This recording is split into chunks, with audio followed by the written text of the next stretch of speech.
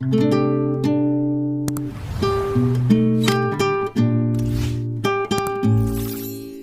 முன்னணி மாநில பொதுச் செயலாளர் காரை நடுரோட்டில் தடுத்து நிறுத்தி கைது செய்த பல்லடம் போலீசார். திருப்பூர் மாவட்டம் பல்லடம் சோதனைச்சாவடி பகுதியில் திருப்பரங்குன்றம் மலை விவகாரத்திற்கு இந்து முன்னணியினர் போராட்டம் நடத்த மதுரை உச்சநீதிமன்றம் உத்தரவு பிறப்பித்துள்ள நிலையில் திருப்பூரில் இருந்து மதுரை நோக்கி போராட்டத்திற்கு இந்து முன்னணியின் மாநில பொதுச் செயலாளர் கிஷோர்குமார் என்பவர் பல்லடம் வழியாக சென்று கொண்டிருந்தார். அப்போது செக்போஸ்ட் பகுதியில் பல்லடம் டிஎஸ்பி சுரேஷ் தலைமையிலான போலீசார் அவரது காரை தடுத்து நிறுத்தி பேச்சுவார்த்தை நடத்தினர்.